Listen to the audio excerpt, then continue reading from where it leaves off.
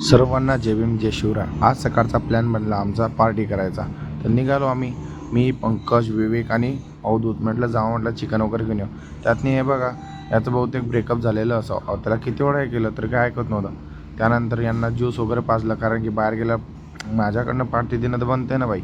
त्यानंतर यांना ज्यूस वगैरे पाजल्यानंतर यांच्या अंगातनी वेगळेच किडे येत होते बाई. ज्यूस वगैरे घेतलं आणि तिथून म्हटलं उशीर नाही व्हावं म्हणून आम्ही तिथून लवकर निघालो. आणि इथं आम्ही चिकन वगैरे घेतलं आणि तिथनं कारंजा काही लहान नाही. मग त्याच्यानंतर असंच आम्ही मजामस्ती करत करत आम्ही थोडं पुढे आलो, कारण की बरेच दिवस माझे कारंजामध्ये गेलेले आहेत. तर मला जुन्या आठवणी तिथं आठवत होत्या. त्यातनी गाडी मी विवेकला दिली होती. त्याला म्हणत होतो की गाडी बाबा तूच चालव. त्यातनी मग काय गाडीवर पण मजाक मस्ती आमची चालवत होती. हे बघा, आमचे अवधूत शेठ आणि पंकज भाऊ कसले मजाक मस्तीतने गाड्या चालवत होते. आणि त्यातनी काय आमची थोडंसं मजाक मस्ती चालवत म्हटलं विषय आहे का. त्यात आम्हाला लागली होती खूप जोराची भूक, कारण की सकाळपासून आम्ही काहीच खाल्लं नव्हतं. त्यांना म्हटलं चला टरबूज खाऊ. बसला होता तर या थोडंसं पाणी वगैरे लागलं होतं चिकनचं. त्यानंतर आम्ही गंज तर लागणार ना बाई पार्टी करायची म्हटल्यावर. निघालो की आम्ही शेतात.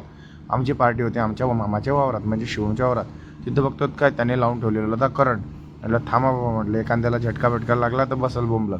मग तिथचा झटका वगैरे काढला आणि गेलो आम्ही पुढं. तरी पण बघा ना किती, म्हणजे वरचा एकच झटका काढला होता, 2 झटके काही काढले नव्हते. तर त्यातनी पंकजला काही मस्ती काही सुचत नव्हती बघा. काढलं, तोडलं आणि संतर मारलं फेकून आपल्या याला विवेकला. अरे बाबा कसलं तोंड करत होता बघा ना, म्हणजे खूप जोरात लागला होता त्याला. त्यातनी हा म्हणतो की ब्लॉकमध्ये याला पण घ्यायचं. म्हटलं हा घेतो ना. त्यानंतर काय वावरात गेल्याच्या नंतर लागलं की आपल्या कामाला. हा बनवत होता चूल, कारण की चिकन वगैरे बनवायचं म्हटल्यावर चूल वगैरे बनवणं गरजेचं आहे ना.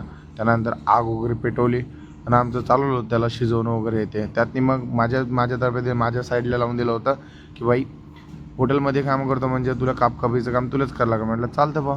त्यातनी आला आमचा मोठा गंज दिला की ठेवून, कारण की आमची कमसे कम 20 ते 25 जण होते पार्टी करणार.